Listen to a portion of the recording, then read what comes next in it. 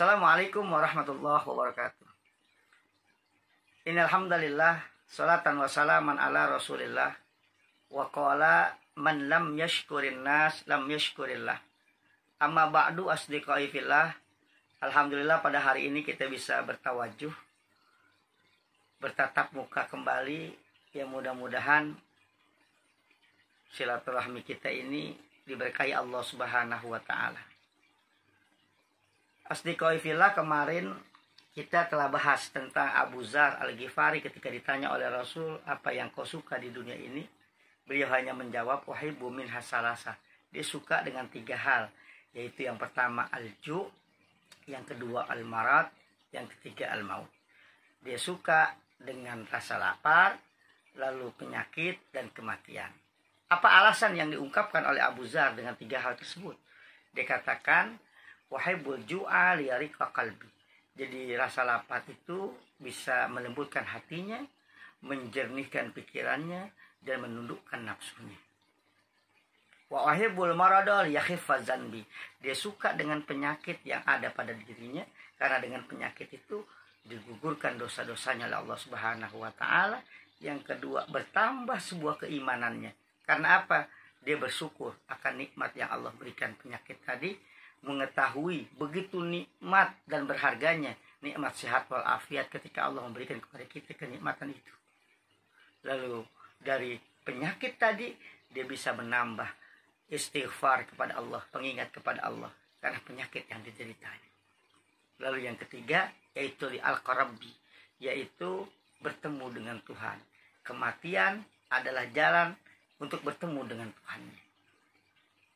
Asdiqai fillah, karena itu yang disampaikan oleh Abu Dzar Al-Ghifari, maka Rasulullah SAW memberikan nasihat kepada Abu Dzar.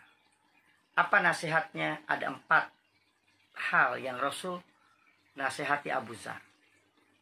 Yang pertama, ya Aba Zahrin, jaddidis safinata fa innal bahra amik. Wahai Abu Dzar, perbaikilah kapalmu, karena sesungguhnya lautan yang akan kau seberangi begitu amat sangat dalam. Safinah, kapal itu, dalam sebuah kitab Nasul Ibad diartikan dengan sebuah niat. Maka perbaharuilah niatmu. Niat karena Allah Subhanahu wa taala. Udah tidak ada niat yang lain kecuali karena Allah. Karena innamal a'malu binniyah wa innamal likulli imri'in ma nawa. Maka niat itulah yang menjadi pondasi awal untuk kita melakukan aktivitas. Dalam kitab Ta'lim Muta'allim misalnya, pernah dikatakan dalam sebuah baitnya, kam min amalin yatasawwaru bisurati a'malid dunya wa yusiru bihusnin niyah min a'malil akhir. Ada berapa banyak pekerjaan yang kelihatannya urusan dunia. Jadi urusan dunia aja kelihatannya. Tapi apa? Dia niatkan tentang kebaikan. Dia niatkan karena Allah Subhanahu wa taala. Maka pekerjaan dunia tadi menjadi ganjaran pekerjaan akhirat. Wa kam min amalin yatasawwaru bi surati a'malul akhirah. Juga ada berapa banyak yang orang melakukan kelihatannya pekerjaan untuk akhirat. Summa yusiru min a'malid dunya binniyah bisu'in niyah. Tapi dia mendapat pahalanya, pahala bukan akhirat, untuk dunia. Padahal yang dilakukan adalah hal-hal yang ubudiyah misalnya. Kenapa bisa begitu? Ya mungkin ada yura'un yang ingin bangga-banggain, ada sifat ujub, ada sifat riya dan segala macam. Atau niatnya karena pengen dipuji dan yang lain. Padahal dia melakukan hal-hal yang ubudiyah. Jadi ada berapa banyak niatan yang karena Allah Subhanahu wa taala, ya, walaupun itu urusan dunia tapi mendapatkan pahala. Dan ada banyak juga yang pekerjaan yang urusannya ubudiyah, beribadah kepada Allah tapi tidak mendapatkan apa-apa. Bahkan dicapnya sebagai pendusta agama. Lalu yang kedua apa? Yang kedua waitu wa khuziz zada kamilah fa inna safara ba'id. Perbanyaklah bekal. Karena sesungguhnya engkau akan berjalan di tempat yang begitu jauh. Perjalanan yang kau tempuh begitu amat sangat jauh. Maka perlu banyak bekal. Jadi kalau kita mau pergi tur, mau pergi kemanapun, kan mesti ada perbekalan yang kita punya. Kalau kita mau menghadap Allah, nanti di yaumil akhirat, maka mesti ada bekal. Bekal yang terbaik adalah fatazawwadu fa inna khairaz zadit taqwa. Berbekalah kamu karena sesungguhnya sebaik-baik bekal adalah ketakwaan kita kepada Allah Subhanahu wa taala.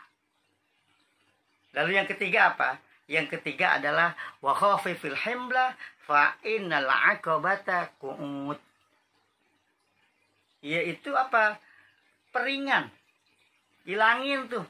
Singkir-singkirin barang-barang yang nggak berharga. Karena yang kau jalani itu jalannya terjal, naiknya, turunnya dan segala macam.